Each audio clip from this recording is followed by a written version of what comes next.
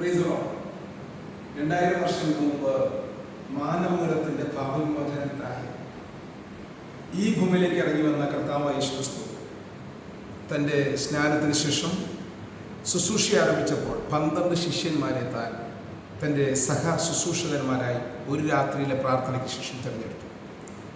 ആ തിരഞ്ഞെടുത്തവരിൽ ഒരാൾ യൂദ ട്രഷറായിരുന്നു. കർത്താവിനെ ഒറ്റിക്കൊടുത്ത് യൂദ മരിക്കുവാനിടയായി. ബാക്കി 11 ശിഷ്യന്മാരിൽ ഏറ്റവും അവിശ്വാസിയായ ശിഷ്യനായിരുന്നു തോമസ് ലീഗ. തോമസ് ലീഗയെ വിശ്വാസത്തിൽ ഉറപ്പിക്കുവാനായിട്ട് കർത്താവ് രണ്ടാമതൊരിക്കൽ കൂടെ പ്രത്യക്ഷനായി കർത്താവിൻ്റെ വിലാപ്പുറത്ത് തോമസിൻ്റെ കൈയിടുവാനായിട്ട് ആവശ്യപ്പെട്ടു. നമുക്കിത് തിരുവചനത്തിനകത്ത് ലഭ്യമായ ചരിത്രമാണ്. ആ തോമസ് ലീഗ ചരിത്രം പറയുന്നത് കേരളത്തിൽ താൻ സുവിശേഷമായിട്ടെത്തി. താൻ വന്നത് പേർഷ്യ വഴിയാണ്. വരാൻ കാരണം ആ കാലഘട്ടങ്ങളിൽ പേർഷ്യയിലും കേരളത്തിലും കൊടുങ്ങല്ലൂർ പാലയിലൊക്കെ ആ കാലഘട്ടങ്ങളിൽ യഹൂദ വംശജരായവരുണ്ടായിരുന്നു. അവരെ കാണുവാനും അവരിലേക്ക് കർത്താവിന് പകർന്നു കൊടുക്കുവാനാണ് താൻ വന്നത്.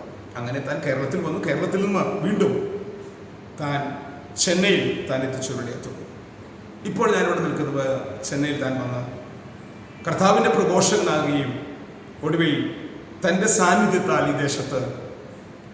ഈ ദേശത്തുണ്ടായിരുന്ന ശക്തികൾക്ക് നിൽക്കാൻ കഴിയാതെ പോയതിനാൽ അവർ തന്നോട് ഈ ദേശം വിട്ടു പോകാൻ ആവശ്യപ്പെടുകയും താൻ അതിന് തയ്യാറാകാത്തതിനാൽ തന്നെ അവർ ഉപദ്രവിക്കാൻ തുടങ്ങുകയും താൻ വന്ന് ഒളിച്ചിരുന്ന ഒരു സ്ഥലത്ത് വന്ന് പുറകിൽ കൂടെ കുന്തും കൊണ്ട് കുത്തി തന്നെ കൊന്നു എന്നാണ് ചരിത്രം പറയുന്നത്.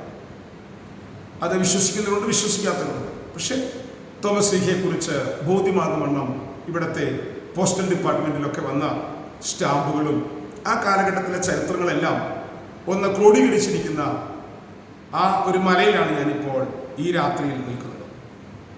നമ്മുടെ കർത്താവ് 2000 വർഷങ്ങൾക്ക് മുമ്പ് തുടങ്ങി വെച്ച കർത്താവിൻ്റെ മഹത്വമുള്ള സുവിശേഷത്തിൻ്റെ സാക്ഷിയായി തോമസ് ലീഗ വന്ന് മരിച്ച ഈ രക്തസാക്ഷി മലയിൽ വെച്ചുകൊണ്ട് ഒന്നുകൂടെ നമുക്ക് സുവിശേഷത്തോടുള്ള സ്നേഹവും ദൈവരാജ്യത്തോടുള്ള നമ്മുടെ സമർപ്പണവും നമ്മുടെ മുമ്പിൽ ദൈവം വെച്ചിരിക്കുന്ന ലക്ഷ്യങ്ങളും ഒന്നുകൂടെ ആഴമായി നിവർത്തിക്കുവാൻ സമർപ്പണത്തെയും ദൈവസ്നേഹത്തെയും ദൈവാത്മ നിയോഗങ്ങളെയും കർത്താവ് വർദ്ധിപ്പിക്കട്ടെ എന്ന് പ്രാർത്ഥിക്കുന്നു. ശലോം.